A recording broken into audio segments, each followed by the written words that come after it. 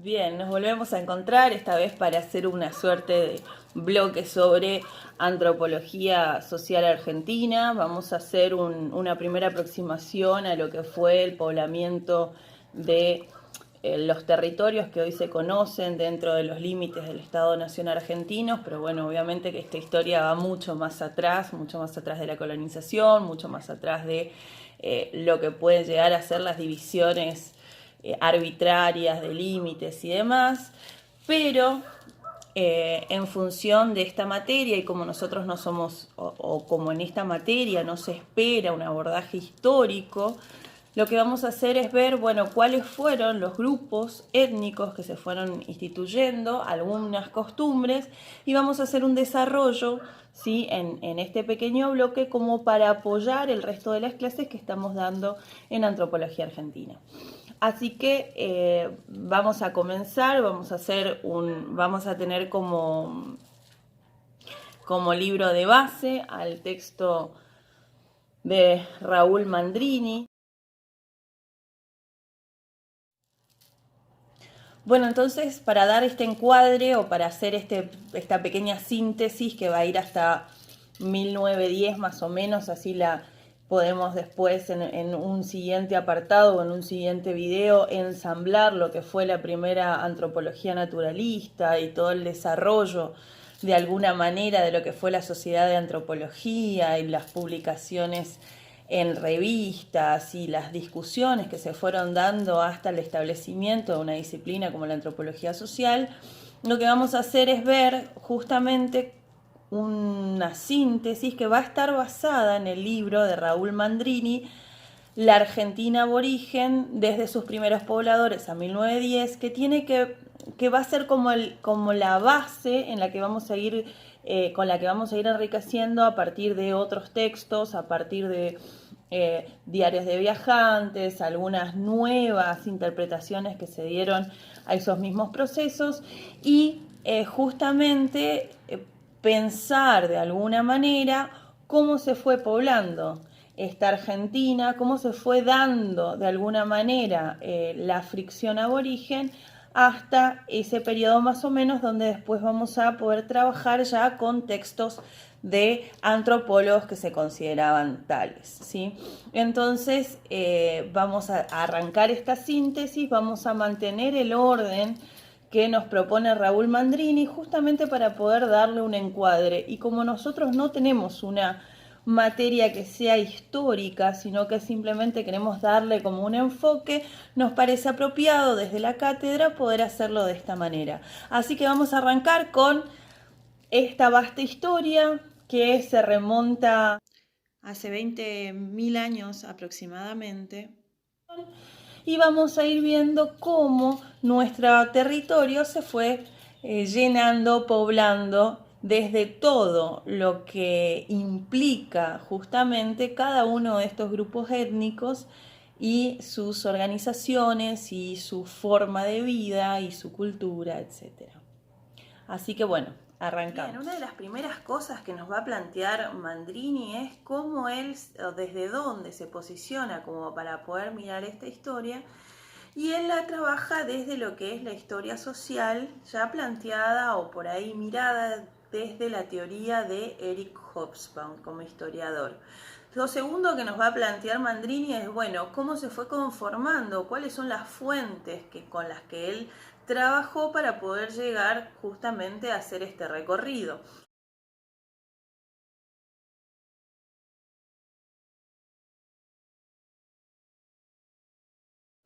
De las primeras fuentes, o por lo menos la parte prehispánica, nos va a estar hablando de los restos arqueológicos. No hay datos escritos, o por lo menos los grupos étnicos no han dejado datos escritos, con lo cual vamos a estar viendo las dificultades del trabajo en función de las decisiones políticas, históricas, sociales que se dieron en ciertos tiempos como para poder trabajar, con lo cual va a haber por ejemplo, muchos documentos o muchos vestigios arqueológicos que tienen que ver con el análisis de pueblos en Patagonia o de restos en el noroeste de la Argentina, pero de lo que hoy es el territorio argentino, pero por ejemplo no van a haber restos trabajados en Chaco, por lo menos no tenemos, digamos, herramientas o fuentes, dice Mandrini, como para trabajarlo desde ahí. Después ya de la colonización o de los primeros corrientes, sí vamos a encontrar documentos, ¿sí?, de misioneros, de guerreros, de adelantados. Vamos a estar, digamos, viendo cómo ciertos referentes que son religiosos van a estar comentando. Nosotros desde la antropología, bueno, él lo plantea desde la historia, de ver cómo pueden estos relatos tener algún tipo de sesgo, ¿no es cierto?, en cuanto a sus prejuicios y demás. Esto lo trabajamos muchísimo desde la antropología, de cómo era necesario hacer trabajo de campo para poder salvar justamente estas distancias, pero en lo que respecta a grupos que ya no existen o que se han perdido, o ciertas costumbres que se han perdido, volvemos al relato histórico y podemos ver cómo trabajamos desde estos textos, sabiendo que tienen estos sesgos, que tienen cuotas ideológicas muy fuertes y que tienen un contenido por ahí discriminatorio y demás. De alguna manera nosotros esto desde la disciplina antropológica lo reconocemos bien, de cómo se fue dando esta alteridad, cómo se fue dando este conocimiento del otro a partir de textos que son documentos secundarios, ¿no?, que son vistos a través de los ojos de otros. Pero de alguna manera lo que dice Mandrini es, bueno, nosotros vamos a estar trabajando con este tipo de datos para hacer esta reconstrucción, y ahí comenzamos justamente con cómo se fue poblando el territorio de lo que hoy reconocemos como Argentina desde el poblamiento de América, para lo cual de alguna manera va a ir mostrando, primeramente nos va a presentar este mapa, y de ahí vamos a ir viendo, bueno, cuáles fueron las corrientes de ingreso al territorio que vamos a analizar a continuación. Sobre las corrientes de poblamiento, ¿no?, del continente americano, se fueron dando diferentes teorías, diferentes aproximaciones o diferentes formas de entender, que fueron variando, y estas se dieron justamente después de este primer choque cultural que se da con el descubrimiento de un nuevo continente. ¿Qué pasaba con quienes habitaban en ese continente una vez que se dieron cuenta, ¿no?, después de Colón y demás, de que no tenían, digamos, no habían llegado a las Indias, sino que esto es algo nuevo, de si podían o no esclavizar a los habitantes de ese lugar, si eran considerados humanos o no? Entonces se fueron dando diferentes teorías. Una de las primeras y de los primeros intentos de explicación con respecto a qué hacían, digamos, estos habitantes allí, fue una explicación que tenía que ver más que nada con la cuestión bíblica, ¿no? ¿Qué pasaba con estos habitantes? Eran, digamos, referentes de algunos de estos pueblos que habían quedado en el Viejo Testamento y que tuvieron algún tipo de desarrollo particular, siempre pensando en un antepasado común, ¿no?, con respecto a Adán y Eva.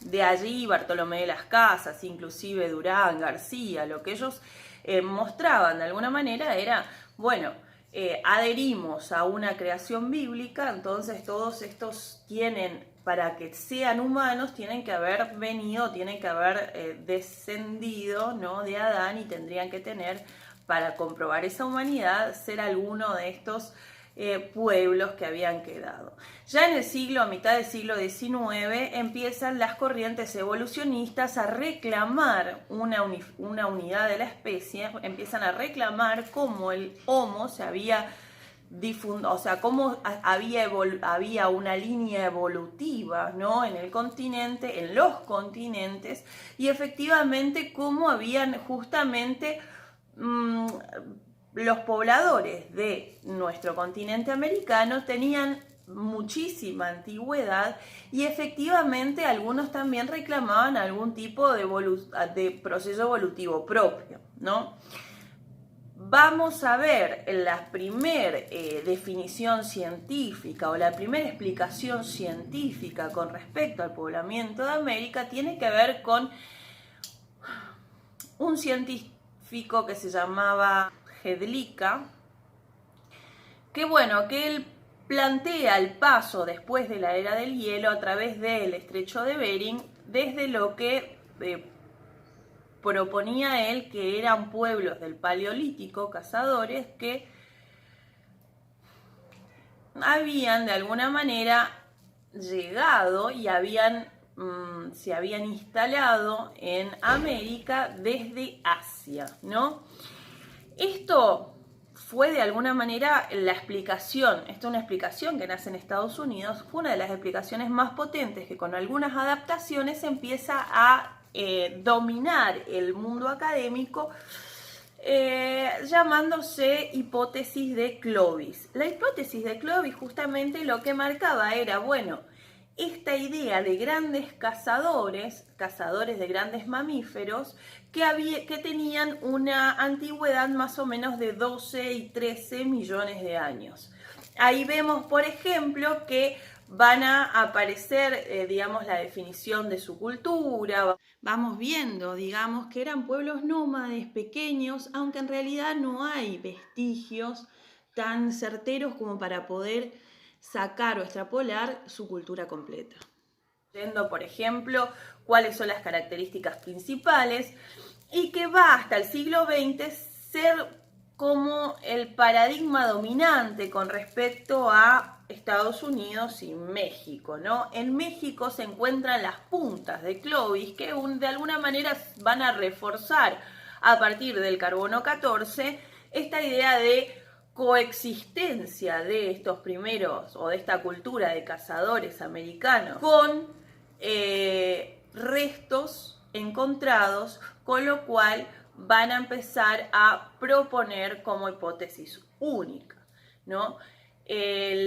Las ideas de Jedlicka fueron, digamos, modificadas parcialmente porque efectivamente, bueno, habían unas dataciones un poco, digamos, más viejas que la edad del hielo, y justamente lo que se va a encontrar es ciertos animales que son previos.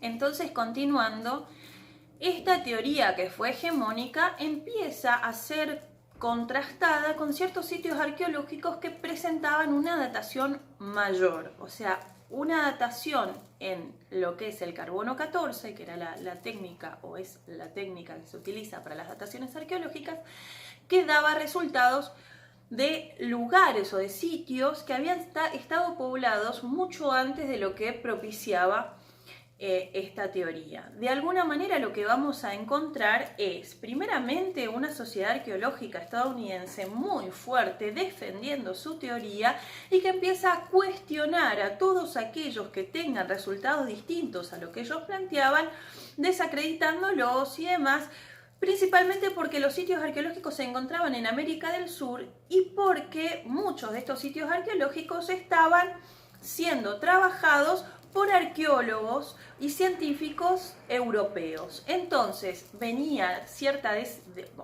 había una desacreditación sistemática por parte de Estados Unidos que cuestionaba desde su postura hegemónica a todo aquello que no cerrara con la teoría que desde Norteamérica, más que América, desde Norteamérica se distribuya, ¿sí?, el mundo o el hombre americano, ¿no? Era la teoría que fundamentaba de alguna manera que ellos habían impulsado todo el resto. ¿Qué es lo que pasa? Empiezan a haber algunos cuestionamientos. Hay un sitio arqueológico que termina siendo aceptado incluso por Estados Unidos. Una de las cuestiones era que había sido un arqueólogo estadounidense, ¿no? Estaba el sitio de Monteverde en Chile, que fue aceptado, validado también por la Sociedad Arqueológica Estadounidense, porque el arqueólogo había sido un estadounidense y porque habían mandado, así un estilo paternalista, científicos variados a ver que esto sea real. ¿Qué pasaba en Monteverde? En Monteverde habían dataciones de 14.000 años y Monteverde está en Chile, con lo cual existía la suposición de que habían coexistido con estos grupos que estaban en Estados Unidos, que sí, efectivamente estuvieron en la estepa, pero que coexistían en Sudamérica. Entonces lo que va a pasar de alguna manera es pensar diferentes alternativas a la población americana.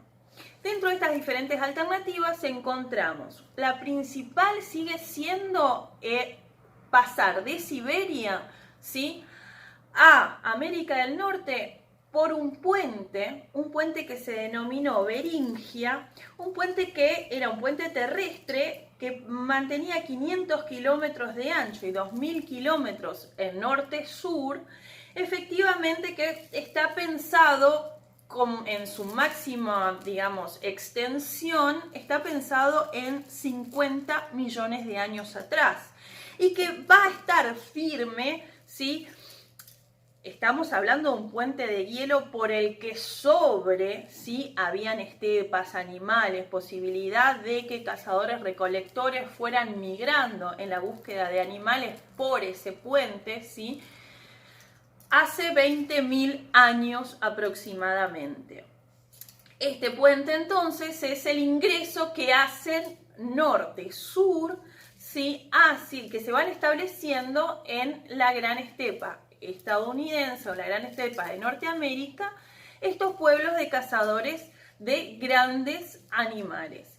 De alguna manera esto se va, va a sostener esta teoría, pero se empiezan a abrir y empiezan a pensarse otras formas de ingreso al continente americano, que es lo que vamos a pasar a ver a continuación. Finalmente, las otras teorías de poblamiento americano, que por ahí no tienen pruebas arqueológicas fuertes, ¿sí?, serían, por un lado, un traspaso. Se habla siempre que puede haber una incursión por el Pacífico, esto podría haber pasado, o también por ahí un paso de Australia hacia América por partes de la Antártida, tampoco está comprobado. Recientemente la última de las opciones, que por ahí tiene un poquito más de peso, necesitamos vestigios, pero tiene un poco más de peso, es la industria solutrense de Europa, ¿sí?, que ya había sido, había desaparecido ese tipo de industria hace 19 millones de años, aparece replicada en América y nos daría un indicio de algún tipo de paso, ¿sí?, de Europa hacia América, y como ellos estaban adaptados al frío y a las bajas temperaturas y demás, estas similitudes nos podrían dar algún tipo de acercamiento entre esas dos. Lo que no tenemos, digamos, son pruebas irrefutables. Así que bueno, ese sería el panorama de las teorías. Ahora lo que vamos a ver es cómo se fueron distribuyendo, ¿sí?, a partir de estas entradas, o de la entrada más fuerte, que es la del estrecho de Bering, cómo se fueron distribuyendo en todo el continente americano. Así que pasamos a ver este mapa. Entonces, el desplazamiento de los cazadores hacia el sur puede haber seguido más de una vía. De Bering tienen que haberse establecido primero en las estepas herbáceas del centro de América del Norte por el clima benigno y demás. Hicieron un camino siguiendo el corredor terrestre a través del este de las cordilleras rocallosas hacia el interior, digamos, de las tierras de Canadá. Se supone también, ¿sí?, que la costa del Pacífico de América del Norte puede haber estado libre de hielo, pensada, digamos, con la posibilidad de que puedan haber aprovechado los recursos marinos, qué sé yo, y bajado hacia el resto de América. Al mismo tiempo, ¿sí?, el camino al sur tendría que haber estado pasado, digamos, primero por un paso temprano por México, por lo que es el territorio mexicano, no hay, digamos, vestigios o huellas en Centroamérica, pero ya en América del Sur tenemos algunos espacios, específicamente el corredor andino, de desplazamiento Colombia, Perú y Chile. Y después tenemos hacia el este y hacia el sur, por las costas venezolanas, colombianas y del Caribe, hasta llegar, digamos, hacia el este, llegando a las Guyanas y a las tierras altas de Brasil, ¿no? A las tierras nororientales. Y después, si nosotros podemos ver, tenemos, sí, encontramos, sí, los restos de la piedra furada que tienen una datación casi comparable con la de Monteverde, y donde encontramos pintura rupestre. Ahora vamos a pasar, les estoy pasando algunas de los grabados en la pared, que son bastante interesantes y que tienen la misma datación que Chile, por lo cual esa expansión tiene que haberse dado prácticamente en simultáneo. De alguna manera, lo que va a quedar claro es que estos avances, digamos, no fueron inmediatos, son procesos lentos, son procesos en los cuales nosotros encontramos diferentes adaptaciones ecológicas y vamos viendo cómo se va dando, ¿sí? Las transformaciones y los asentamientos tienen algún avance, retroceso, pero de alguna manera de allí empiezan, ¿sí?, a poblarse, y fueron eligiendo los lugares más aptos, aquellos que les podían entregar territorio, agua, casa y materias primas como para poder sostenerse.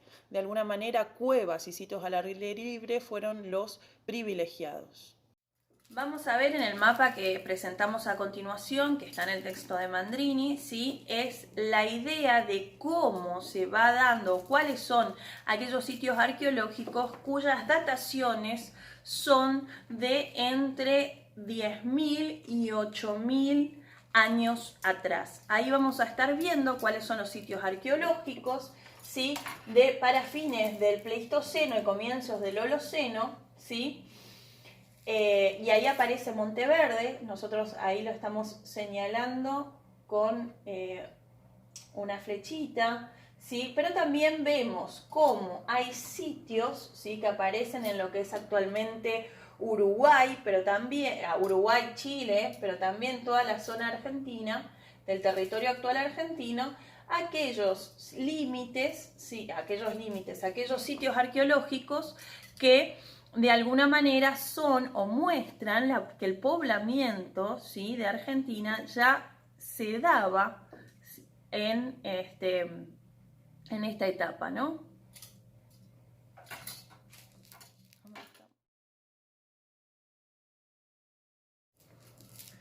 Reconociendo entonces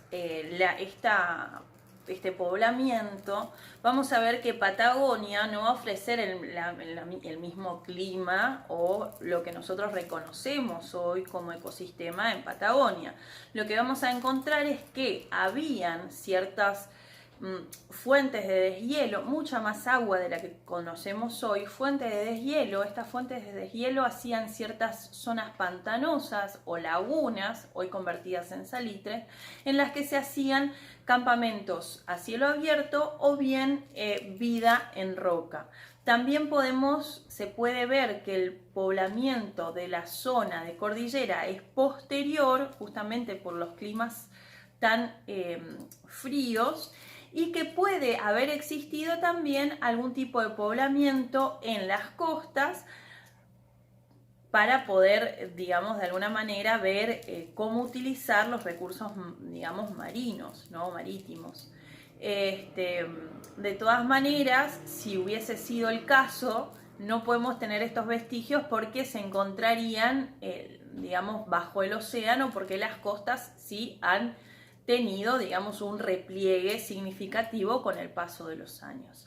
Así que vamos a ver ahora cómo fue. Lo que nosotros podemos encontrar hoy también como región pampeana era una región diferente, tanto en vegetación como clima, de ahí con un clima digamos, hace 8.000 años seco, frío, había una estepa más bien árida, de alguna manera vientos huracanados que depositaban el suelo que hoy conocemos como, digamos, pampa húmeda, pero las zonas, digamos, eran mucho más amplias porque después el océano, el mar avanza sobre la costa, y de alguna manera lo que vemos por ahí como significativo son las sierras de La Ventana y de Tandilia, que conservaban, digamos, la posibilidad de albergar a los habitantes, hacer de refugio, y había, digamos, una suerte de espacio alrededor como para sostener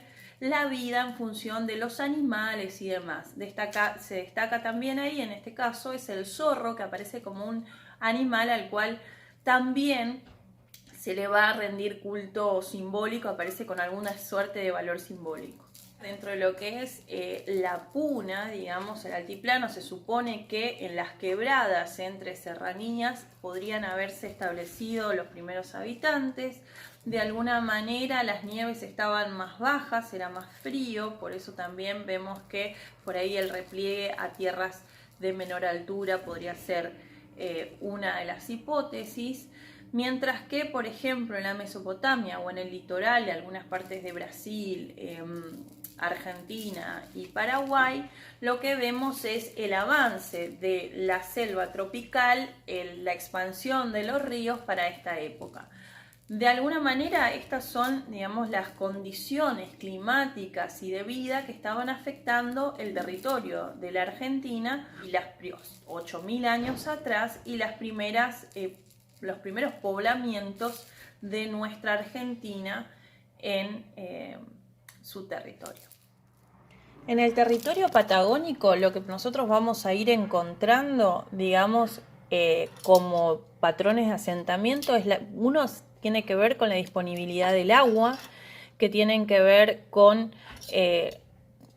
antiguos lagos, ¿sí? La posibilidad de llegar al acceso al agua y a los animales que también buscaban el agua y de alguna manera van generando ese ecosistema necesario para la subsistencia. El arte rupestre de Patagonia, son las pinturas realizadas sobre paredes, en las cuevas y abrigos, que van a remontarse a las primeras ocupaciones humanas, ¿no? Parece que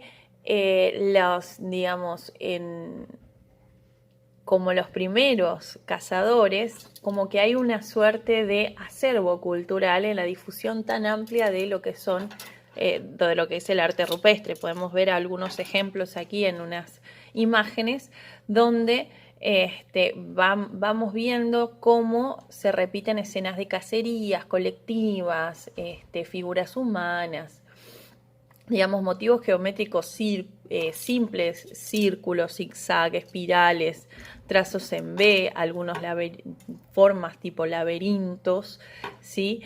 Y aparecen combinados de diferentes formas. Nosotros vemos los testimonios en estos lugares de las ocupaciones humanas a lo largo del tiempo, ¿no? Nosotros vamos a ver restos de fogones, ocios de animales, y ahí nosotros vemos cómo se daba la utilización del hueso, del cuero. En Patagonia hay diferentes puntas que son también compartidas con la llanura pampeana, que podemos ver ahora, son como se llaman punta cola de pescado, que la estamos viendo en este momento, que aparece como el trabajo en piedra, ¿no? Han quedado bastantes vestigios de este trabajo que después va a desaparecer, son como puntas redondeadas, ¿no?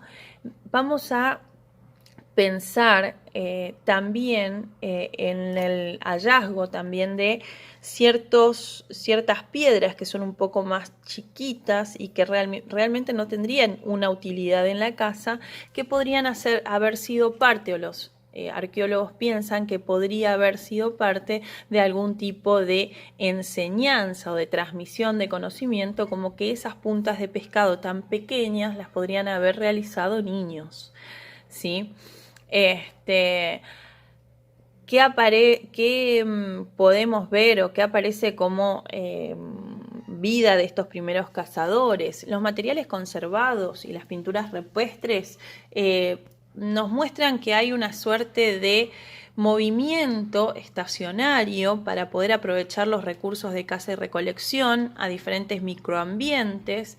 Aparecen, digamos, el límite con el bosque y la estepa abierta como espacios en los que iban rotando, lo cual implica que tenían que haber tenido conocimientos de esas diferencias para programar sus actividades de caza y recolección, y efectivamente un conocimiento de los diferentes espacios, ¿no? Una suerte de conocimiento y adaptación al medio diferenciado. Para caracterizar un poco quienes habitaban la llanura pampeana, ya dijimos, por ejemplo, que encontramos puntas, las puntas de pescados o puntas de proyectil extendidas, que hay una diferenciación de colores. Por ejemplo, en Ventania hay una predominancia de un tipo de piedras y encontramos igualmente piedras de diferentes colores, porque podemos inferir que existía de alguna manera un gusto o un uso particular de estas otras piedras, que tienen que ver más que nada con elecciones culturales, ¿sí? Los artefactos tenían formas y funciones diferenciadas y eran generalmente actividades o estas piedras o estos artefactos se utilizaban principalmente para la caza, ¿no? En el conjunto de sitios arqueológicos que vamos a encontrar en el borde de la Puna, lo que vamos a ver son grupos pequeños de cazadores-recolectores que se movían en amplios circuitos regionales, y efectivamente tenemos que pensar que están conectados a las quebradas laterales de la Humahuaca, ¿sí? Y ahí encontramos ciertos restos arqueológicos que fueron fundamentales, como Inca Cueva, las cuevas y demás. En Inca Cueva 4 nosotros ya encontramos dentro de las cuevas espacios en los que se realizaban fogones, ¿no? Que efectivamente tenían lugares que utilizaban para la caza de camélidos, y de alguna manera que las hacía hacer, los conectaba con los valles más bajos, ¿no? En otoño ellos se desplazaban hacia la búsqueda de otros espacios. Inca Cueva 4 muestra entonces, las viviendas semisubterráneas, recintos circulares con, donde encontrábamos cenizas, pozos en el fondo revestidos con paja. Suponemos que habrán sido suerte de depósitos porque se encuentran restos vegetales. La idea era, ellos cazaban y consumían roedores, vizcachas, procesaban partes de camélidos, y de alguna manera lo que encontramos en Huachichuacana, ¿sí? Camélidos cazados, ¿sí? Pero que se consumían en el lugar, ¿no? Esto todo a partir de los vestigios arqueológicos, ¿no? En Inca Cueva lo que encontramos también son los vestigios más de lo que es el universo simbólico, pinturas en las paredes, formas geométricas, rojo, ocre, amarillo, negro, ¿sí? Podemos encontrar entierros ya en Huachichuacana 3, ¿no? Restos que pudieran ser visitados después, o se podía volver a retornar al lugar. Y también encontramos vestigios de zonas más bajas, ¿sí? Y de largos trayectos. Hay vestigios que están, que son originales de lugares lejanos. En lo que respecta a los primeros pobladores de Cuyo, lo que vamos a encontrar es, en el Pleistoceno final, cazadores-recolectores que aprovechaban, el agua, porque se daba en la precordillera una vegetación de agua, pastos y animales Así se daba la megafauna y la caza de la megafauna pleistocénica. Y diferenciados, hay dos lugares o restos arqueológicos, la Gruta del Indio, que es la que tenía justamente esta especialización en la megafauna, y después encontramos Agua de la Cueva, que tenían, digamos, un predominio de caza de guanaco y el consumo de huevos de ñandú.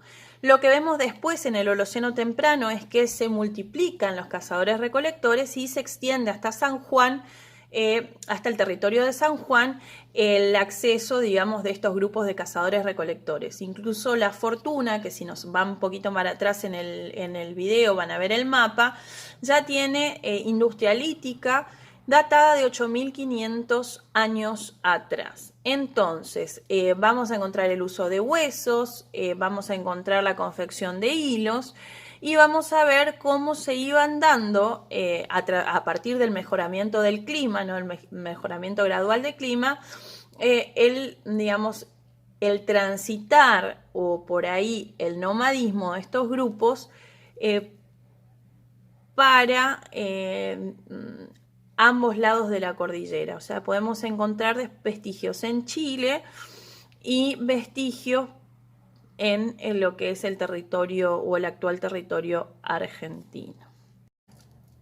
La ocupación de las sierras centrales que tienen que ver con el oeste de Córdoba y la provincia de San Luis son, digamos, tienen presencia humana de bastante tiempo para atrás y tienen que ver con ciertos hallazgos dentro de los cuales también está la gran polémica del origen del hombre americano planteado por Florentino Ameghino, digamos que la reacción antievolucionista va a descartar, pero de alguna manera sí encontramos un poblamiento que data de unos 9.000 u 8.000 años atrás, ¿sí? Encontramos en las puntas de Ayampatín, ¿sí? unas herramientas que pueden haber sido datadas de esta época o que tienen, digamos, esta datación, y encontramos los restos como más fuertes en Intihuasi, en las sierras del San Luis, una cueva que tiene puntas, este tipo de puntas, para pensar justamente el poblamiento en las sierras de San Luis ya con 8.000 años desde el presente. Esto de alguna manera aparece con ciertas características de la sociedad. Vemos cazadores recolectores organizados y, digamos, en la caza del guanaco, del ciervo de las pampas, el huemul. También encontramos la recolección de diferentes vegetales como semillas de algarrobo, el chañar, con los que se preparaban diferentes harinas. Encontramos también que estos aparecían como campamentos base y que después, bueno, ellos permanecían un tiempo bastante significativo en estos campamentos, pero después de alguna manera iban rotando, ¿sí? Y efectivamente encontramos en estos restos, como el de Intihuasi, vestigios de procesamiento de cuero. Teníamos también pozos para almacenar alimentos. Los cazadores recolectores del litoral fluvial se supone vienen de Brasil hacia lo que es el territorio argentino a través de los grandes ríos, el Paraná y el Uruguay, a finales de Pleistoceno.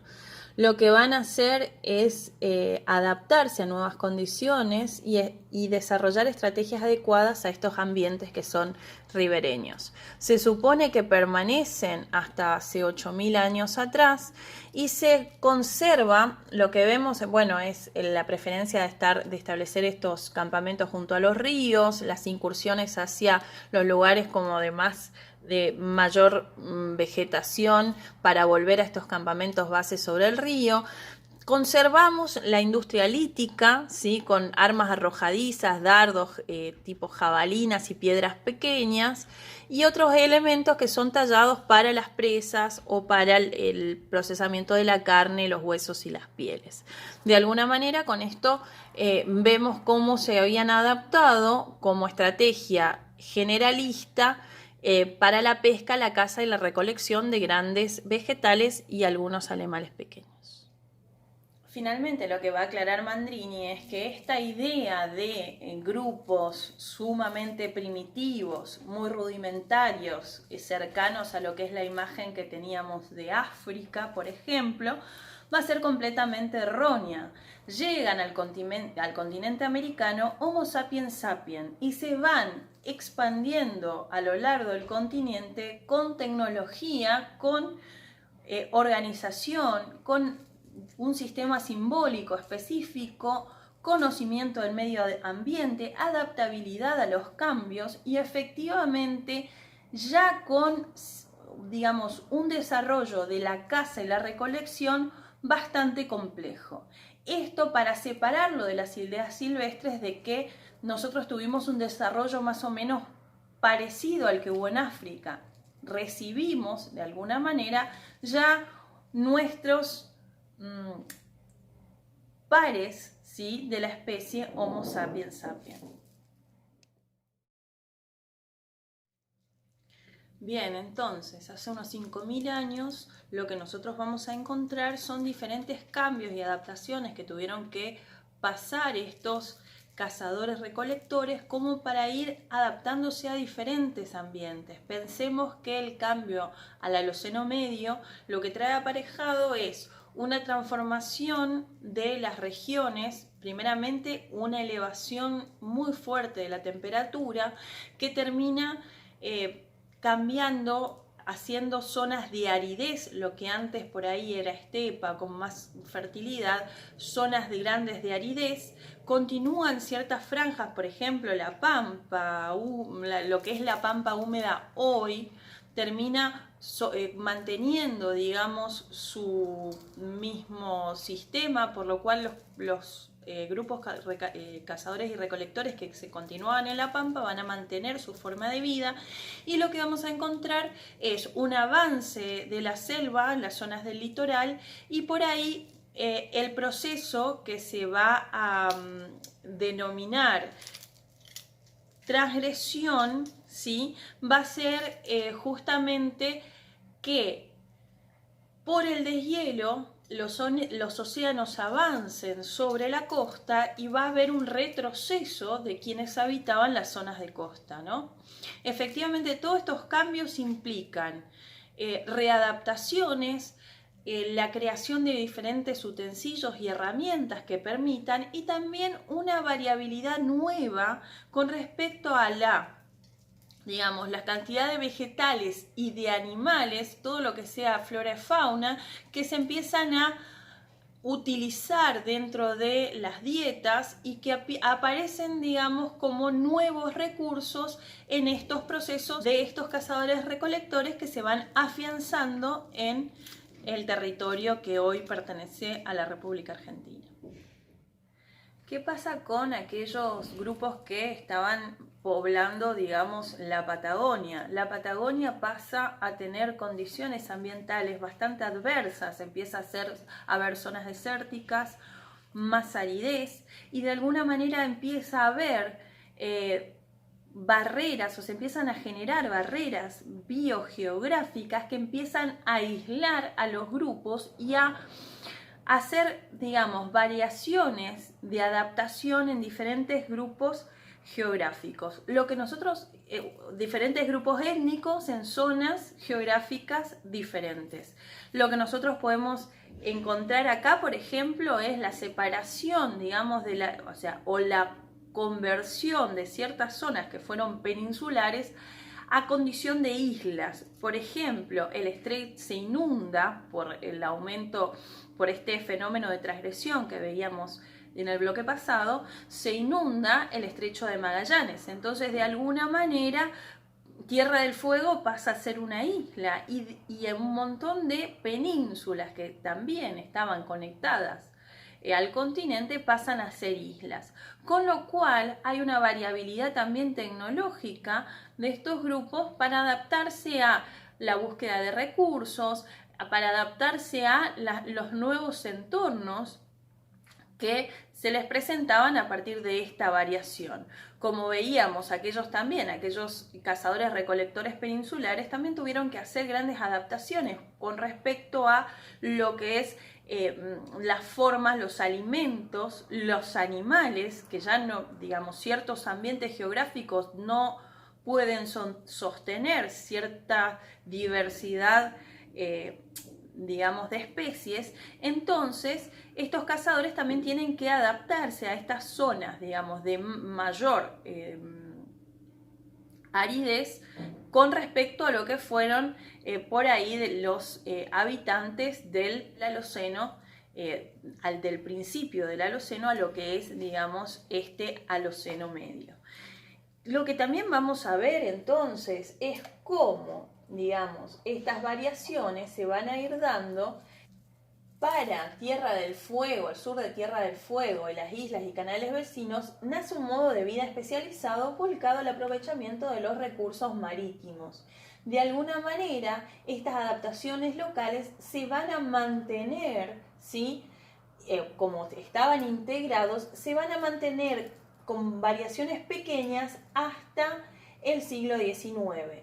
En realidad, la región ofrece durante todo el año biomasa, litoral y marina estable, lobos marinos, leones marinos, nutrias, aves, costeras, mejillones, cuya explotación resultaba mucho más fácil y rendidora que otros terrestres. Entonces, de alguna manera, este modo de vida, ¿sí?, de asentamientos costeros y uso intensivo de los litorales marinos se va a mantener en el tiempo, ¿no? Estas estrategias adaptativas lo que tienen digamos, en común es la posibilidad de crear tecnología que permita la adaptación al medio. Entre los fueguinos encontramos la creación de canoas facilitadas por la madera y de ciertos arpones de hueso desmontables que permitieron la caza y que permitieron sostener este ambiente. Cuestiones similares se dieron, por ejemplo, en Perito Moreno.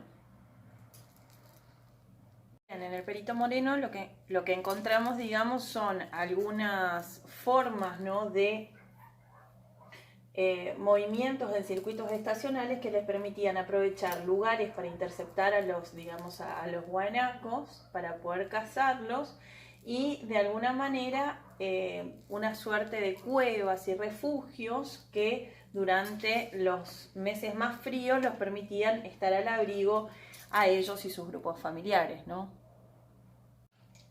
Mientras que en las partes más altas encontramos en los meses de menor frío, digamos, algunos espacios rodeados de lomas y bosques pequeños, la posibilidad de estar guardados y buscar pieles y chulengos que después utilizarían, ¿sí?, para los meses de más frío.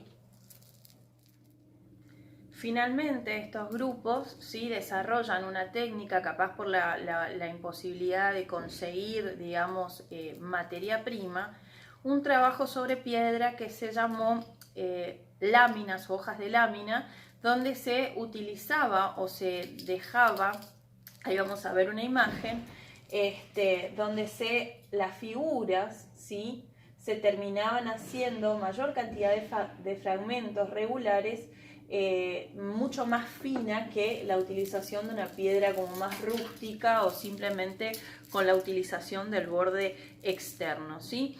Otra de las cuestiones interesantes, digamos, que cierra la Patagonia es la permanencia del arte rupestre en esta etapa. Respecto a este periodo de las sierras centrales, lo que podemos encontrar es una diversificación importante de las herramientas, los utensilios que se iban a utilizar los cazadores recolectores en esta etapa. Lo que lo que se van a encontrar como vestigios arqueológicos son como pequeños triángulos, ¿sí?, que eran utilizados para la caza de diversos tamaños, y también unas como unos lanzadores, ¿sí?, de estos elementos que muchas veces eran de cuarzo trabajado, efectivamente como una de las herramientas o digamos, la técnica más utilizada para la caza. Vamos a encontrar también que se van a expandir, hablamos de, digamos, Córdoba, San Luis, se va a expandir un poco a Santiago del Estero, se van a empezar a dar más zonas de asentamientos, van a haber diferenciaciones económicas con respecto a los asentamientos y las zonas que eran utilizadas como cantera para sacar las piedras que van a utilizar para la caza. Efectivamente vamos a encontrar como nuevos cambios la utilización de adornos, que esto es lo que nos está indicando la diferenciación, ¿no?, esta que decíamos entre zonas de asentamientos y demás. Y vamos a encontrar la utilización también de la pintura sobre piedras, especialmente con respecto al guanaco y, digamos, huellas puestas sobre piedras en rojo, negro y amarillo. Lo que también vamos a estar encontrando, que es interesante, es la utilización de huesos, las astas de los ciervos, pero como pequeños canutos, ¿sí?, huecos, ahuecados, que se insume eran o para beber o efectivamente para aspirar alguna sustancia que puede ser alucinógena.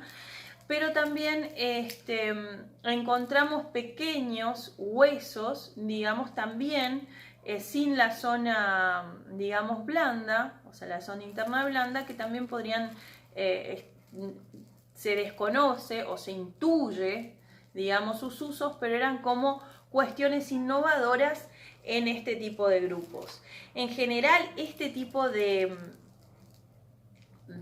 forma de organización de vida va a mantenerse durante 5.000 años, por lo cual resulta sumamente efectiva, ¿no?, a los fines de la reproducción y como adaptación, digamos, a este nuevo medio. Otra de las cuestiones que ya se van a encontrar en este Holoceno medio es el entierro, ¿sí?, de los muertos, con lo cual, ¿sí?, vemos un avance que muchos van a describir como una suerte de aproximación a lo que son los rituales y los símbolos, especialmente cuando le damos una definición a la muerte. Entonces a los cazadores recolectores de la zona de Cuyo, lo que vamos a encontrar es también la fabricación de piedras triangulares en función de la caza. Vamos a encontrar de alguna manera, vamos a encontrar entierros en esta época. Vamos a ver que su estilo de vida era la transhumante. Ellos tenían unos recorridos por zonas que venían desarrollando ya desde el periodo anterior, que efectivamente van a combinar espacios para poder obtener todos los recursos necesarios para su supervivencia y que van a estar combinados con una variabilidad mucho más grande de la producción de utensilios. Van a también tener un montón de aspectos y digamos, de herramientas nuevas con respecto a la caza, y efectivamente vamos a encontrar elementos que son más bien culturales, artesanales, que tienen que ver con que no tienen que ver con una utilidad específica. Por ejemplo, encontramos piedras horadadas, vamos a encontrar cestos, las formas de sepultura van a ser bastante importantes. Vamos a encontrar cestos, digamos, con tejidos entremezclados.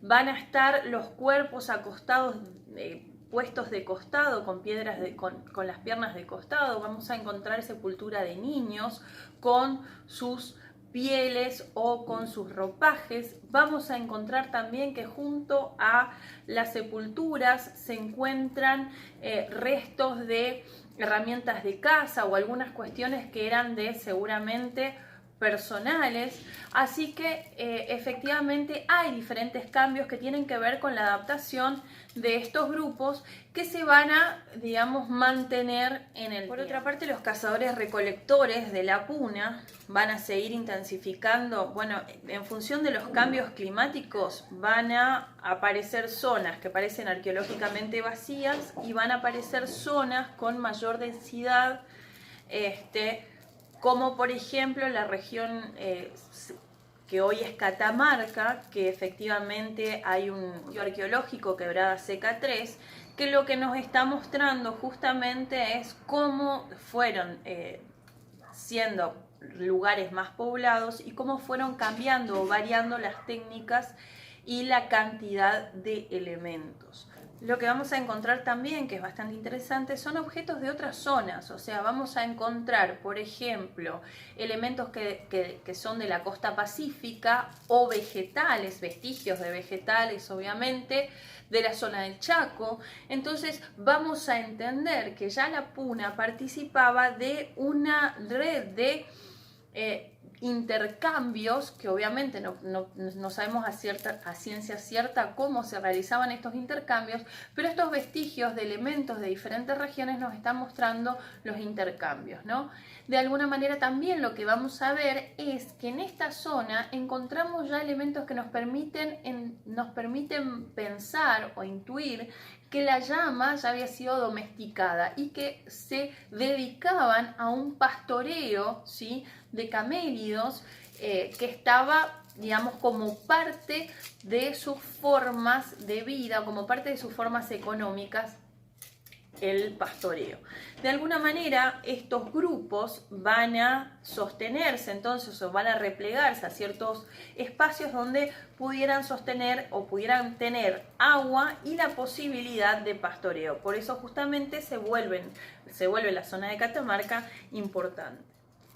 Finalmente, cabe resaltar que en estos grupos no había, digamos, piedras sueltas con lanzaderas, sino que había ya lanzas articuladas que le permitían la caza, que es digamos, una herramienta diferente a lo que eran los grupos que vimos con anterioridad, tanto de la Pampa, como de la región patagónica, como de Cuyo. Bien, con respecto a los cazadores recolectores de la Pampa en el Holoceno Medio, lo que vamos a encontrar es, primeramente, una utilización mayor en función de los cambios climáticos que veíamos, una utilización mayor de los recursos marinos, la utilización de conchas y la utilización de los lobos marinos, la incorporación de lobos marinos, digamos, a la diversidad de recursos que tenían antes. Lo que también vamos a empezar a ver es, en las zonas costeras, por ejemplo, encontramos ya la utilización de ciertos artefactos de madera. Fíjense que en una excavación de Monte Hermoso encontramos un artefacto de madera, una suerte de espátula con algunos grabados en zigzag, que remontan a 7.000 años atrás, entre 7.300 y 6.000 años atrás, que bueno, es una de las más viejas encontradas como digamos, herramientas en madera. También vamos a encontrar, aparte de toda la utilización de la zona costera, es grandes asentamientos que se van a ir dando alrededor de las lagunas y que van a empezar a tener una suerte de intercambio también con esta zona costera, porque en estas zonas digamos, un poquito más retraídas de la costa, ya encontramos conchas y otros elementos, digamos, que hacen referencia a las migraciones y el intercambio. Una de las cuestiones por las cuales se trasladaban los cazadores recolectores de la Pampa, o de la región pampeana, es la búsqueda de piedras. Y ahí también podemos ver algunas diversificaciones en cuanto a ciertos grupos que estaban, o asentamientos que se encuentran alrededor de lo que podemos conocer como canteras, ¿no? De las cuales, o sea, en estas canteras se sacaban las herramientas para hacer todas las rocas que se utilizaban para hacer sus herramientas. Que tenemos que tener en cuenta con respecto a estos cazadores recolectores es aparte de haber incorporado al lobo marino en las zonas costeras, es más alejado de la costa, es la utilización del guanaco. Prácticamente la caza del guanaco y la utilización del guanaco eran una de las cuestiones más fuertes, más importantes de toda esta etapa, ¿no? El guanaco se utilizaba prácticamente todo, se utilizaba la carne, se utilizaban las vísceras, se utilizaba prácticamente todo.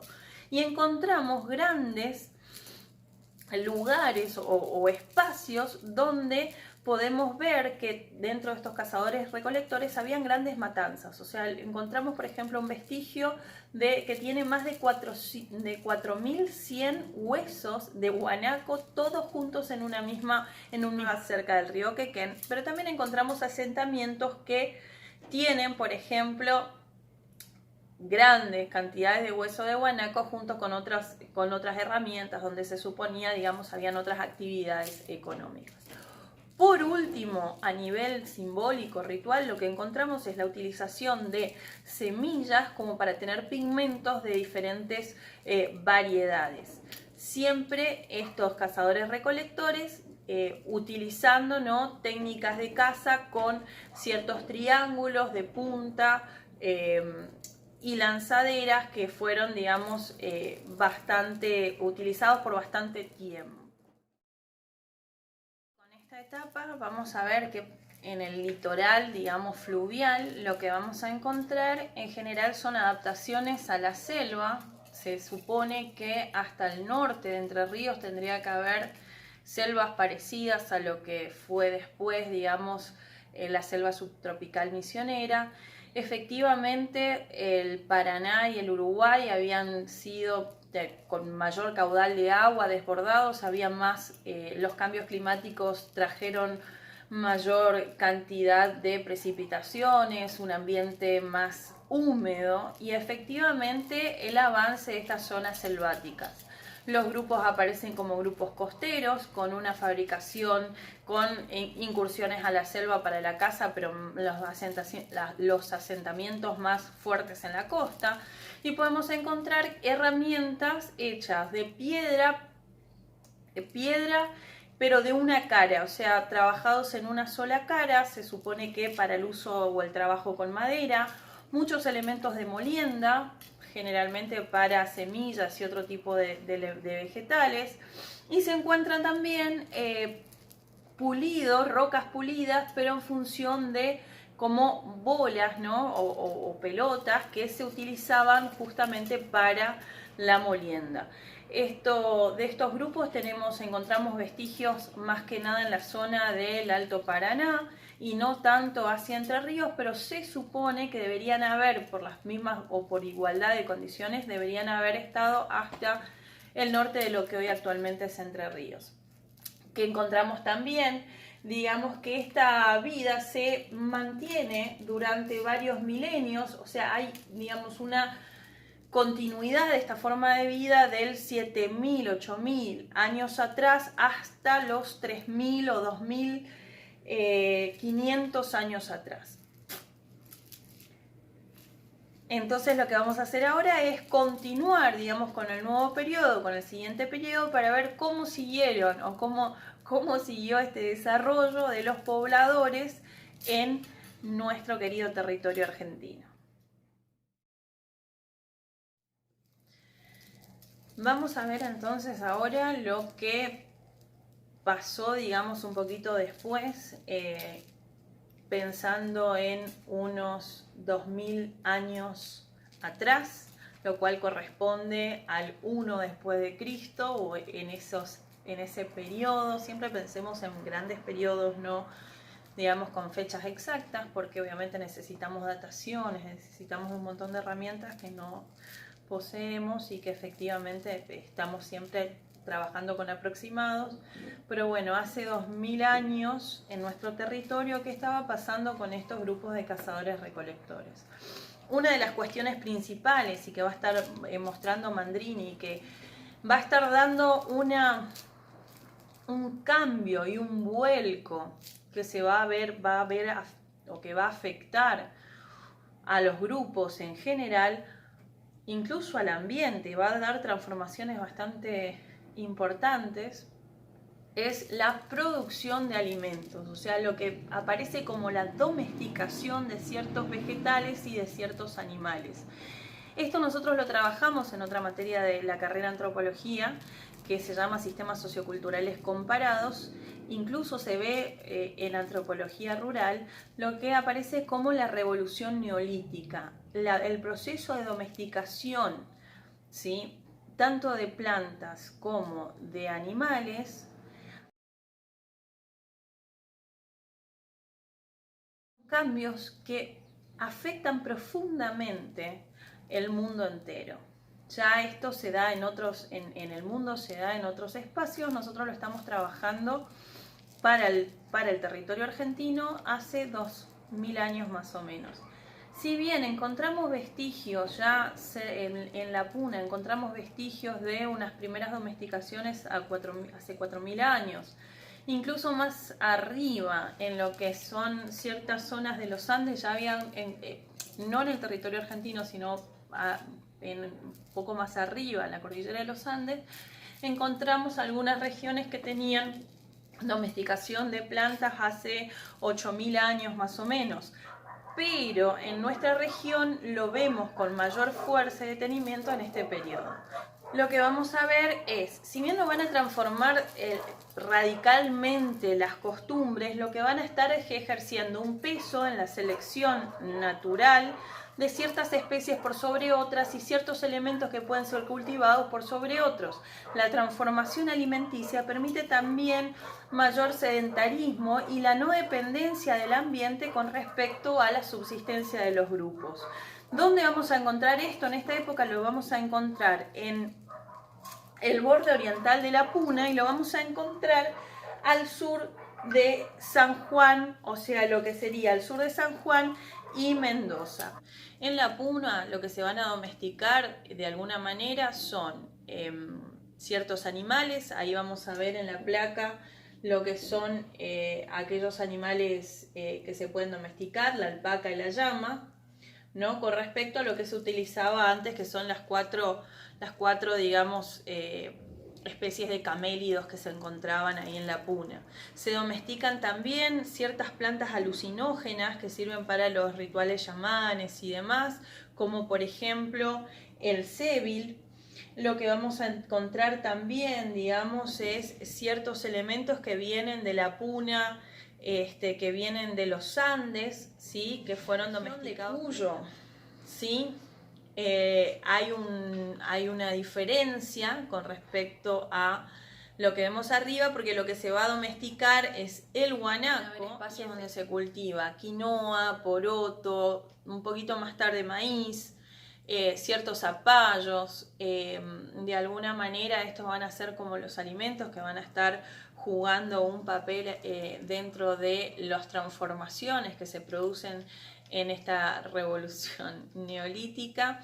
Y vamos a ver que hay ciertos cambios que se dan hace 2000 años que son sumamente importantes. Estos cambios aparecen como la posibilidad de que estas poblaciones que vivían de caza y recolección ocupen un lugar mucho más importante en la economía de las comunidades y hagan que las poblaciones puedan tener más estabilidad y los asentamientos se vayan volviendo permanentes. Las tecnologías se van complejizando, especialmente aquellas que tienen que ver con la alfarería, que empieza o es incipiente hace 4000 años, pero que empieza hace 2000 años a ser como fundamental, porque al no tener que ir trasladándose, al no haber una transhumancia, se pueden tener o se pueden mantener más elementos. La permanencia viene con la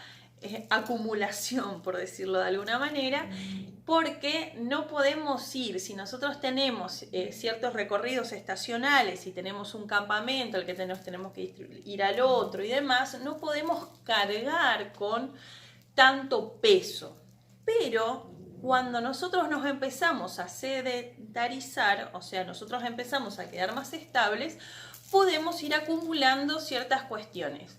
Una de ellas es, digamos, la producción de cacharros, de vasijas y demás, y todo lo que tenga que ver con la ornamentación en cerámica. Y lo que sí va a aparecer ahora en forma incipiente, que después va a tener mucho peso, se comienza a utilizar la metalurgia, o sea, se comienza a utilizar el metal. Aparecen esas primeras herramientas y empezamos a tener, digamos, este desarrollo que después va a ser fundamental, ¿no? Entonces lo que vamos a estar viendo es ciertos asentamientos tempranos de agricultores sedentarios que se van a dar en el noroeste argentino y que se van a dar también en la zona de Cuyo, ¿no? En la zona de Cuyo ya habíamos hablado de los digamos, las diferentes transformaciones. Ahora lo que vamos a pasar a ver es este mapa que nos muestra cuáles son, digamos, en el norte y el sur de la Puna, los diferentes asentamientos que se dieron, que podemos estar viendo acá, ¿no es cierto?, en San Pedro de Atacama, en el Cerro Colorado, Estancia Grande, ¿sí? Campo Colorado. Vamos viendo hacia el sur, Casa Chávez, Laguna Blanca, ¿sí? La Ciénaga, que terminan siendo asentamientos también, fíjense, hacia el este, Rincón Chico, Tají, Loma Alta, que terminan ya cubriendo algunas provincias como La Rioja, San Juan, Mendoza, y el norte de Tucumán, ¿no? Bien destacándose en estos casos los valles de los ríos San Francisco y Bermejo. Una de las cuestiones fundamentales de estas comunidades agrícolas y que va a tener, digamos, un impacto importante en lo que es el desarrollo de estas comunidades es la posibilidad de la producción, habíamos dicho, de cerámica y la diversificación según el suelo y la variabilidad que tengan dentro de su ecosistema. Lo que encontramos, por ejemplo, es que no van a ser en un principio comunidades tan grandes, sino que vamos a estar hablando de unos miles de habitantes más o menos, y específicamente nos va a estar contando Mandrini las bases materiales de estas comunidades aldeanas que tienen que ver con digamos, el cultivo de maíz perla, de granos pequeños y duros, poroto, maní, zapallo, quinua, algunos, digamos, tubérculos como la oca, el uyuco o la papa lisa, la papa. Las yuncas eran, digamos, las yuncas eran estas zonas de cultivo que se daban principalmente en estas comunidades agrícolas de la Puna. En estos poblados entonces vemos también, digamos, una intensificación, mayor densidad, pero también una intensificación de lo que es la cestería, la alfarería, el inicio de la metalurgia.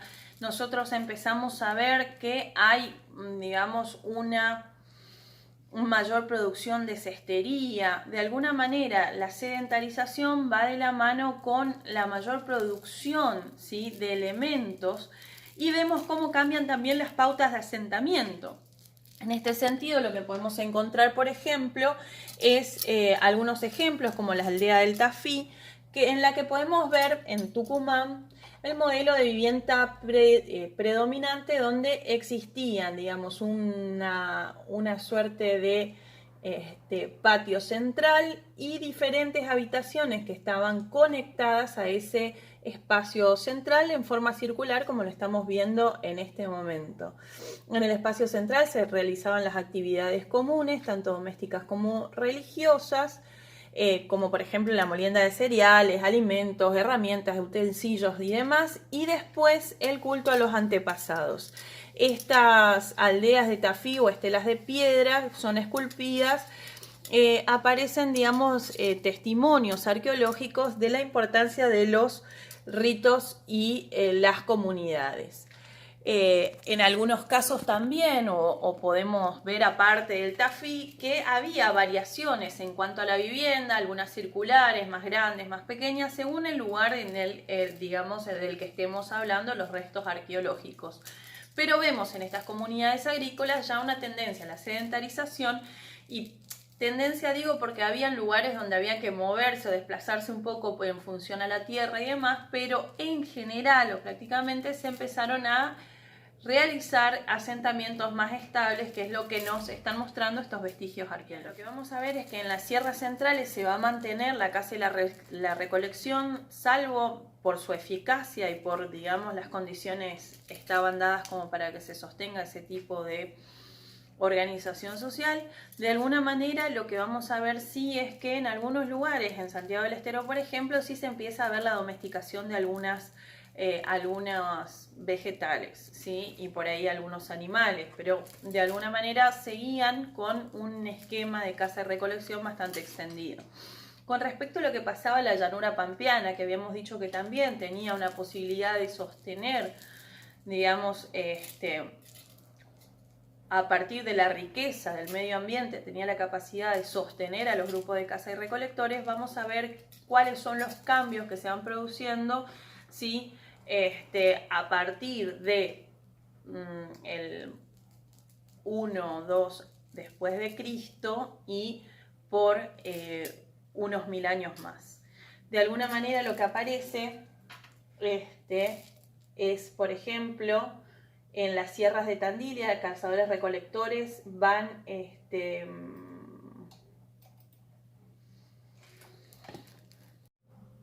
Sierra de Tandilia, los cazadores recolectores continuaron visitando las cuevas y los abrigos de la región y dejaban, digamos, manifestaciones de arte rupestre, motivos geométricos y demás. Aparecen, digamos, un montón de vestigios de campamentos base, pero ya con la vuelta, por ejemplo, digamos, a estos lugares a los que volvían en las sierras, aparecen vestigios del procesamiento, diferentes formas de procesamiento de animales cazados, recolección y la confección de diferentes artefactos e instrumentos. Vemos en las sierras de Ventania también muchos grupos de grupos de grutas con pinturas rupestres, motivos geométricos de color rojo, con mayor densidad de materiales que en tiempos anteriores, y de alguna manera lo que encontramos también son entierros humanos e inhumaciones primarias como secundarias que nos van a introducir por ahí en el mundo de las creencias de estos cazadores. Vamos a ver también que se va a introducir el uso de la cerámica y la idea, y esto es importantísimo, de la producción para este grupo del arco y la flecha. Entonces, el arco y la flecha que aparecen, digamos, entre los hace 2000 años y hace 1000 años, van a producir importantes cambios en lo que respecta a la organización, la posibilidad de la caza y la ventaja por sobre cualquier otro tipo de propulsión. Le daba velocidad, efectividad y alcance al disparo que no encontrábamos con otras formas de lanzaderas y de piedras sueltas. También la incorporación, digamos, de cerámica, digamos, no muy pesada y demás, pero que tampoco es bastante común, va a decir Mandrini. Digamos, bueno, entonces para cerrar este apartado, lo que vamos a enfatizar es, digamos, se mantuvo en la Pampa la caza y la recolección, pero encontramos una mayor utilización de los recursos, digamos, cambios sustanciales en la tecnología, y vamos a encontrar, digamos, una variabilidad mucho más grande de lo que son los alimentos o la utilización de animales pequeños, digamos, de menor tamaño. Hacia la pampa seca, hacia las zonas secas, algunas de las cuestiones que vamos a encontrar también, digamos, como cosa distintiva, es la utilización de los montes aledaños, que también se encuentran dentro de los vestigios. Y por último vamos a ir al análisis de los cambios que se van a dar en el litoral, en esta época. Se van a empezar a tener vestigios, por ejemplo, en Santa Fe, de cazadores-recolectores, como este grupo Esperanza, donde se encuentran en las poblaciones pedestres de la llanura central hacia la costa del Paraná. Dentro de los cambios más significativos, entonces vamos a encontrarles la utilización o por ahí el uso de cerámicas en estos, pero siguen manteniendo la caza y la recolección como lo habíamos visto para el Holoceno medio. ¿Qué pasa entonces con los cazadores recolectores de la Patagonia? Lo que vamos a ver es que lo que hay no hay cambios sustanciales en lo que son las formas de organización de vida, sino hay una expansión territorial un poco más grande. La ocupación de costas, la ocupación de mayores territorios y una suerte de integración y una suerte de integración entre grupos y de intercambios que se van a empezar a dar en función de ciertos vestigios arqueológicos que se van encontrando a distancias significativas. Entonces, estos van a ser los cambios, digamos, más sustanciales y no van a tienen una adaptación tan fuerte al medio que esto se va a mantener hasta el contacto con, digamos, los colonizadores. Una de las cuestiones fundamentales que vamos a empezar a ver después cuando aparece, digamos, cuando empiezan a aparecer estos asentamientos y cuando empiezan a densificarse la población y empiezan a haber ciertas transformaciones que van a dar cambios en lo que van a ser la jerarquización de estos grupos. Y aquí vamos a tener cambios sustanciales que Mandrini va a poner dentro de su línea de tiempo, ¿sí? El 700 después de Cristo va a ser como un cambio, una ruptura que él va a marcar como la desigualdad de las sociedades o el inicio de estas diferenciaciones por estratos que se van a ir marcando en función de la posibilidad de heredar cierto lugar dentro de las estructuras sociales. Y ahora vamos a empezar a ver cómo se fue dando esto para cada uno de los grupos que fuimos marcando a lo largo de este video. Debemos rescatar que en esta etapa lo que vamos a estar encontrando son ciertas integraciones regionales, especialmente en lo que es la Puna y, digamos, las comunidades andinas, que tienen que ver con este centro de poder que se levanta alrededor del lago Titicaca. De alguna manera lo que tenemos es el Tiwanaku, ¿sí?, como eje articulador, y empezamos a ver que desde Chile, la Puna, hasta el Catamarca, una vasta región que se va a ir uniendo, que va a tener, digamos, profundos intercambios y que se va a ir sosteniendo y van a haber redes de transformaciones, ¿no?, que tienen que ver con la jerarquización, la posibilidad de establecer jerarquías a partir de liderazgo político, de liderazgo a través de las guerras o los conflictos, y que van a tener también una pata con respecto a lo que es el liderazgo ceremonial, o sea, la posibilidad de realizar ciertas actividades, ciertos rituales, van a fortalecer de alguna manera ciertas capacidades que pueden llegar a ser hereditarias y que efectivamente van a estar dando linajes o clanes, ¿sí? Todos estos conceptos los trabajamos desde la antropología, que de alguna manera empiezan a transformar toda la zona en función de estos cambios en la organización social de los grupos que ocupaban el territorio.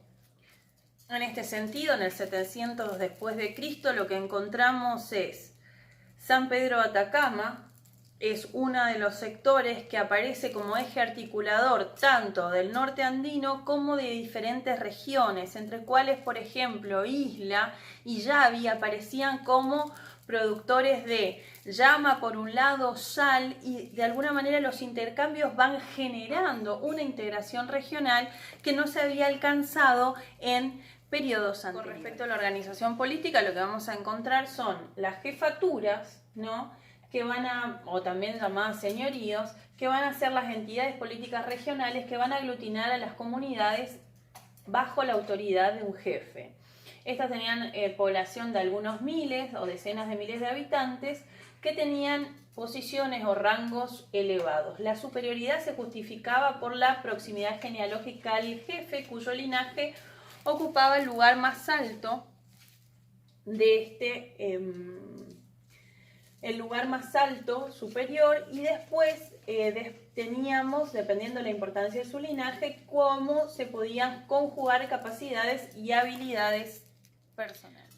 Otro de los grupos de regiones, digamos, de intercambio es la Guada, que va a llegar, digamos, hasta el Valle Chaqueño de Santiago del Estero, y que, bueno, que se caracteriza por una cerámica con ornamentos bastante trabajados, y que efectivamente encontramos cuencos o pucos con trabajos bruñidos, con una decoración incisiva, y que van a ser piezas negras bruñidas. Entonces, esta, digamos, cerámica va a estar distribuida en toda esta zona, que va a incorporar, por ejemplo, la provincia de Catamarca, el Valle de Ambaco, el Pucará, Ancasti, Andagalá, y que vamos a ver cómo distribución o difusión de estos elementos, y nos van a estar viendo cómo estas cerámicas van a estar distribuidas en el resto de la población. Entre estos cambios, por ejemplo, el 700 después de Cristo encontramos la región de Ambato, por ejemplo, las culturas que tienen centros ceremoniales de dimensiones bastante importantes, y que encuentran en este sentido los vestigios arqueológicos como la Rinconada, todo este ámbito dedicado a prácticas religiosas de 130 por 120 metros, o sea, realmente encuentran en estos espacios lugares dedicados, digamos, con muchísima cantidad de huesos humanos que suponemos que eran por la realización de sacrificios. En todos estos pueblos en paralelo se da una profundización de las técnicas y el uso de la metalurgia, especialmente con ciertos metales, ¿sí?, como el bronce, por ejemplo, que daban, ¿sí?, un uso no solo ritual, sino un uso a las jerarquías, a los señores, a los jefes, como una forma de diferenciación del poder. Entonces encontramos, ¿sí?, digamos, la utilización de estos objetos muy producidos, con grabados y demás, como para mostrar las desigualdades que se encontraban en los grupos. ¿Qué va a pasar con las sierras centrales o con los pobladores de las sierras centrales? Van a empezar a aparecer como sedentarizados, va a haber poblaciones más estables, van a haber algunos tipos de producción de cerámicas más desarrollados, o por lo menos más desarrollados que en otras épocas. No hay comparación entre lo que es, digamos, la cerámica de los Andes con lo que va a ser la cerámica de las sierras centrales, pero de alguna manera sí hay un desarrollo mucho mayor, especialmente con lo que tiene que ver con los entierros o aquellas urnas mortuorias. De alguna manera lo que vamos a encontrar también en esta distribución, vamos a ver que hay asentamientos más o menos estables en los que se pasa la mayor parte del tiempo, y algunos desplazamientos hacia las chacras para los cultivos o para la producción, que tienen que ver con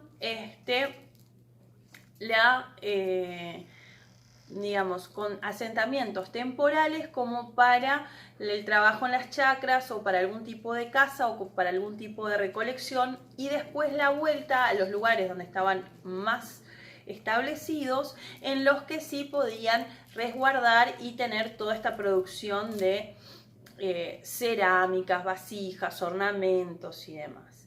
Encontramos relevante, por ejemplo, los pueblos de las Mercedes, ¿sí? Que aparece como un pequeño poblado, como característico de este tipo o de esta época, donde encontramos, por ejemplo, la mezcla entre las posibilidades de cazar guanacos, ñandúes, o sea, algunos, digamos, quirquinchos, la pesca de bagres y dorados, incluso la captura de aves, también combinados con el cultivo de maíz y zapallo. De alguna manera tenían como distintivo la producción de una cerámica roja y demás. Pero lo que vemos en todos estos, digamos, grupos es justamente cómo se va redefiniendo en función del ambiente y demás los tipos de organización social de estos grupos en función del medio y en función también de la relación con otros lugares. No es lo mismo este espacio que aquellos que tienen relación con ciertos imperios o con algunas culturas que estaban buscando expandirse, como en el norte o hacia los Andes, hacia el norte de los Andes. Respecto a las comunidades del litoral, encontramos, digamos, en la costa del río Uruguay, algo que los arqueólogos llamaron comunidades platenses, ¿sí? Que tenían que ver con ciertos cazadores recolectores que utilizaban huesos, madera, utilizaban ciertos elementos cerámicos y que tenían, de alguna manera,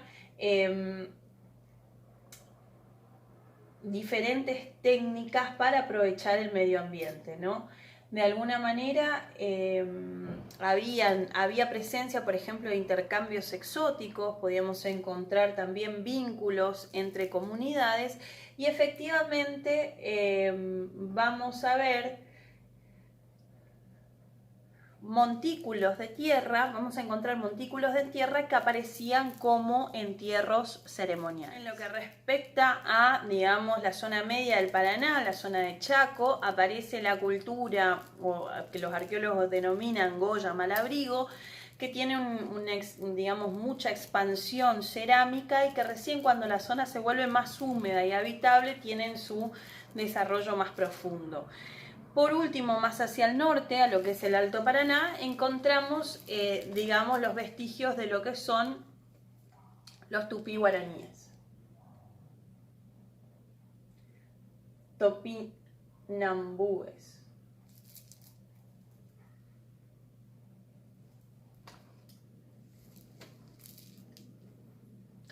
Digamos, la lengua, ¿sí? La lengua era la tupí guaraní. Esta cultura viene de hace 5.000 años desde el Amazonas y fueron desplazándose para ir incorporándose a lo que es la región que corresponde a Misiones, ¿no? Esto igual lo van a desarrollar lo van a poder desarrollar, digamos, en otros cursos que son dedicados más a este grupo. Pero bueno, de alguna manera podemos ver que ya en esta etapa encontramos vestigios de la presencia de los tupí guaraníes en la región de Misiones y norte de Corrientes, o lo que hoy es el norte de Corrientes. La Patagonia, en función de la adaptabilidad que tenía con el uso de las costas, con el uso de las tierras fértiles y con la, digamos, caza de diversos animales en tamaño y la variabilidad que tenían, se mantuvieron más o menos estables, mientras que en la zona andina había una jerarquización mucho más marcada. La caza y la recolección, con una sedentarización un poco más fuerte, ¿sí? En ciertas zonas, para ir a, digamos, en ciertas zonas aparece de alguna manera una continuidad de esta forma de organización socioeconómica. Entonces, lo que vamos a ver sí es una utilización del territorio, una expansión mucho más grande que se va a mantener, digamos, hasta la llegada de los españoles o de los colonizadores. Y después vamos a ver también los intercambios o las redes de intercambio que tienen que ver con la integración de zonas ya para esta época. Con esto vamos a dar un cierre a esta primera parte, ¿sí? Para después pasar en un video posterior a todo lo que tiene que ver con la creación de señoríos y las nuevas formas de organización en el territorio argentino. Vamos a estar trabajando en nuestro próximo encuentro con lo que son las culturas a partir del 1300 después de Cristo, o sea, hace unos 800 años más o menos. Con esto damos un cierre, agradezco que me hayan acompañado, agradezco la paciencia, les dejo la bibliografía como para que ustedes consulten y nos vemos en el próximo bloque teórico de esto que es antropología social de la Argentina y una breve síntesis de lo que fue el poblamiento del territorio argentino y cómo se fueron definiendo los primeros cazadores y recolectores, los primeros habitantes del territorio y cómo se fueron diversificando para llegar a los grupos étnicos que existían en, digamos, este choque intercultural con los colonizadores. Así que bueno, esperemos la próxima entrega de este bloque teórico. Yo soy Lucía Mabel Fretes de la Universidad Nacional de Misiones, de la licenciatura en Antropología Social.